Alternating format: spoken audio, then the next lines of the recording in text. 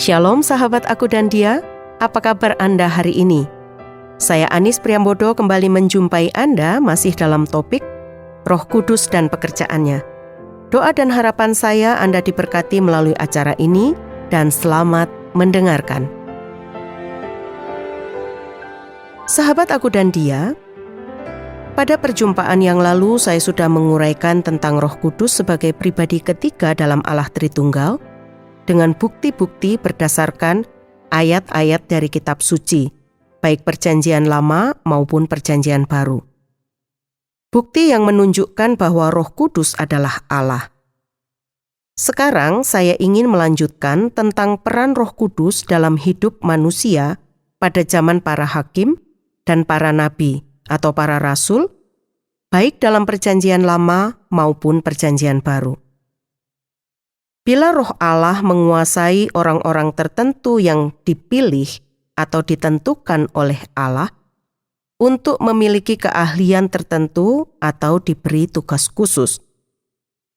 Orang-orang yang memiliki kecakapan untuk mengembangkan tugas tertentu.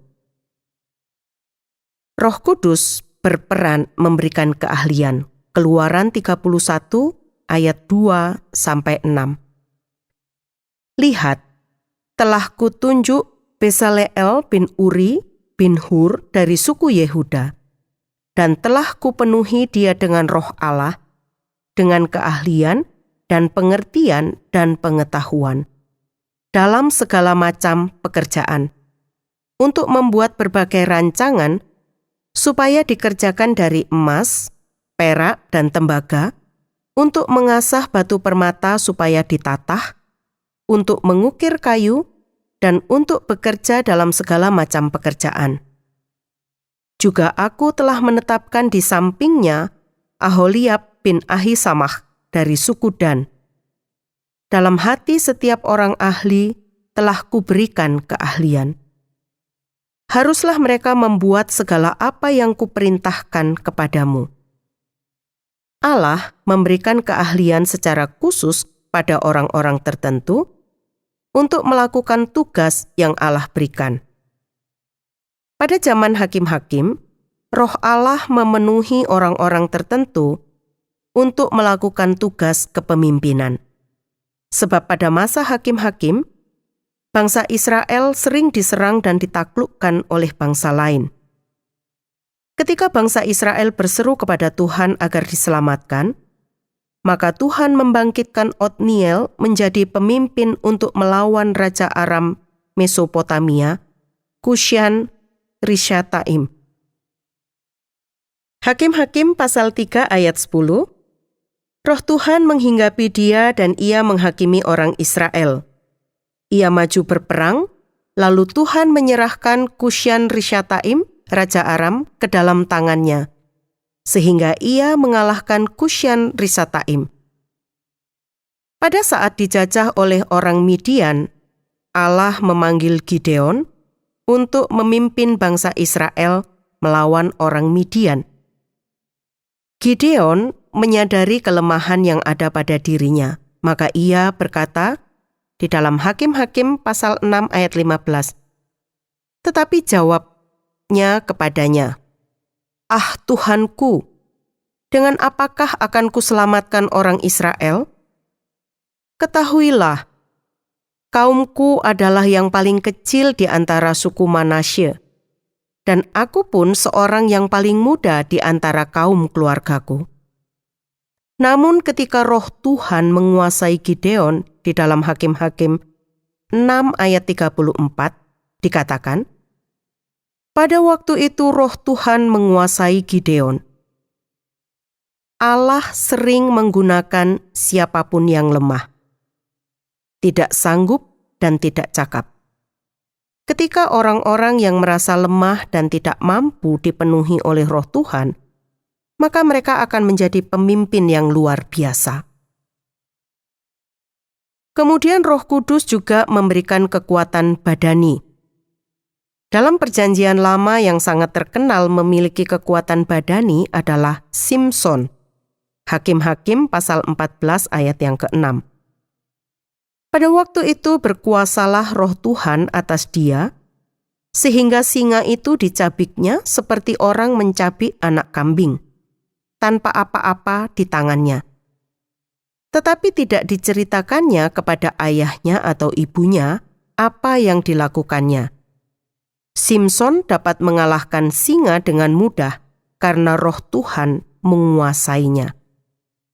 Bukan hanya melawan binatang. Ketika pada satu peristiwa bangsa Filistin mengikat Simson dengan gulungan tali di dalam Hakim-Hakim 15 ayat 14. Setelah ia sampai ke Lehi dan orang-orang Filistin mendatangi dia dengan bersorak-sorak, maka berkuasalah Roh Tuhan atas dia dan tali-tali pada tangannya menjadi seperti batang rami yang telah habis dimakan api, dan segala pengikatnya hancur tanggal dari tangannya. Sahabat aku dan dia, apa yang dialami oleh Simson merupakan satu kebenaran secara fisik. Simson diikat oleh tali, dan Roh Tuhan memberikan kekuatan, maka tali yang mengikat Simson dengan mudah dipatahkan. Ada pelajaran secara rohani yang kita dapat dari bagian ini. Kita, yaitu Anda dan saya, dapat mengalami peristiwa seperti Simson. Namun bukan tali secara fisik yang mengikat tubuh, tetapi kita diikat oleh ketakutan, kebiasaan buruk atau perangai buruk, pola pikir negatif seperti iri hati yang seolah-olah tidak dapat kita lepaskan. Namun ketika Roh Tuhan itu menguasai kita pada saat itu juga, kita mampu melepaskan diri dari ikatan-ikatan yang membelenggu kita. Roh Allah juga menguasai Nabi Yesaya. Saya akan bacakan dari kitab Yesaya pasal 61 ayat 1 sampai 3. Roh Tuhan Allah ada padaku, oleh karena Tuhan telah mengurapi aku. Ia telah mengutus aku untuk menyampaikan kabar baik kepada orang-orang sengsara dan merawat orang-orang yang remuk hati, untuk memberitakan pembebasan kepada orang-orang tawanan dan kepada orang-orang yang terkurung kelepasan dari penjara, untuk memberitakan tahun rahmat Tuhan dan hari pembalasan Allah kita, untuk menghibur semua orang berkabung, untuk mengaruniakan kepada mereka perhiasan kepala ganti abu, minyak untuk pesta ganti kain kabung, nyanyian puji-pujian ganti semangat yang pudar, supaya orang menyebutkan mereka pohon tarbantin kebenaran, tanaman Tuhan, untuk memperlihatkan keagungannya. Sahabat, jika kita berada dalam situasi dan keadaan yang seperti pada zaman Nabi Yesaya, pasti kita tidak akan merasa berdaya dan kesulitan sebab masalah-masalah yang ada. Nabi Yesaya dapat berhasil karena Roh Allah yang ada di dalam dirinya. Kita juga pasti akan dimampukan oleh Roh Kudus untuk dapat menyampaikan kabar baik kepada orang-orang yang memerlukan pemulihan, oleh karena hatinya yang remuk redam, untuk memberitakan pembebasan kepada para tawanan, yaitu orang-orang yang tertawan atau terikat atau terpenjara oleh dosa dan kesalahan mereka. Kita akan dimampukan untuk menghibur orang yang berduka cita. Roh Kudus akan memberikan kemampuan kepada kita.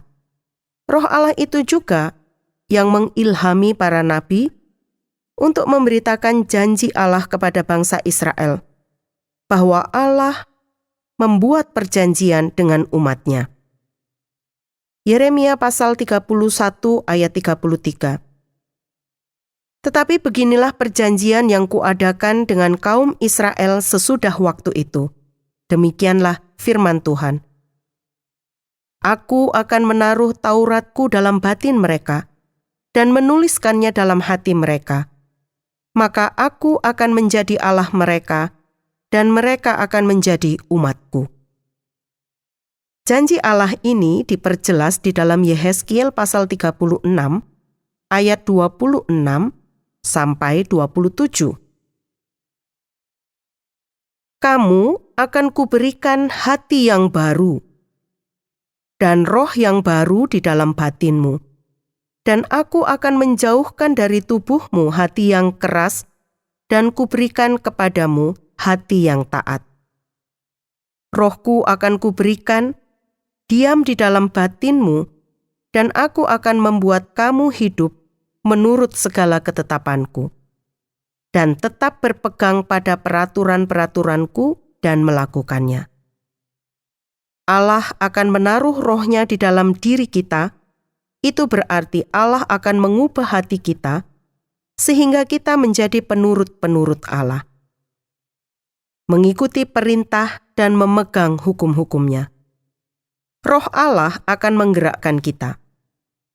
Dalam Perjanjian Lama ada janji bahwa Roh Allah itu akan diberikan bukan hanya kepada orang tertentu, tetapi kepada semua orang. Itu terdapat di dalam Yoel pasal yang kedua ayat 28 sampai 29. Kemudian daripada itu akan terjadi bahwa aku akan mencurahkan rohku ke atas semua manusia. Maka anak-anakmu laki-laki dan perempuan akan bernubuat. Orang-orangmu yang tua akan mendapat mimpi. Teruna-terunamu akan mendapat penglihatan-penglihatan. Juga ke atas hamba-hambamu laki-laki dan perempuan akan kucurahkan rohku pada hari-hari itu. Dalam Perjanjian Baru, Roh Kudus dicurahkan kepada para rasul pada hari Pentakosta, hari ke-50 sesudah Tuhan Yesus bangkit dari kematian dan naik ke sorga. Kisah Para Rasul pasal 2 ayat 4. Maka penuhlah mereka dengan Roh Kudus, lalu mereka mulai berkata-kata dalam bahasa-bahasa lain, seperti yang diberikan oleh Roh itu kepada mereka untuk mengatakannya. Roh Kudus memberikan keberanian kepada murid-murid Tuhan Yesus untuk memberitakan kebenaran, memberitakan kabar baik, memberitakan keselamatan dari Allah. Apa yang dialami para murid ini sejalan dengan apa yang diucapkan oleh Tuhan Yesus di dalam Kisah Para Rasul, pasal 1 ayat yang ke-8. Tetapi kamu akan menerima kuasa kalau Roh Kudus turun ke atas kamu, dan kamu akan menjadi saksiku di Yerusalem dan di seluruh Yudea dan Samaria dan sampai ke ujung bumi. Janji Tuhan Yesus kepada para murid di dalam Lukas pasal 24 ayat 49. Dan aku akan mengirim kepadamu apa yang dijanjikan Bapa-Ku.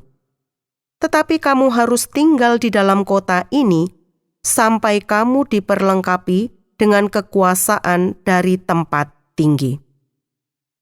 Yohanes pasal 15 ayat 26 sampai 27.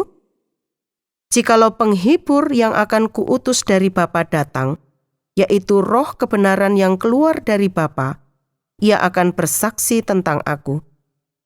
Tetapi kamu juga harus bersaksi, karena kamu dari semula bersama-sama dengan aku. Roh Kudus menolong para murid untuk bersaksi dengan penuh keberanian. Sampai di sini dulu perjumpaan kita, sahabat Aku dan Dia. Bila Anda ingin membagikan kisah Anda, atau Anda ingin memberi usul maupun pertanyaan, hubungi kami melalui SMS atau WA ke nomor 081 333 777 386 081 333 777 386. Akhirnya saya Anis mohon pamit dan sampai jumpa.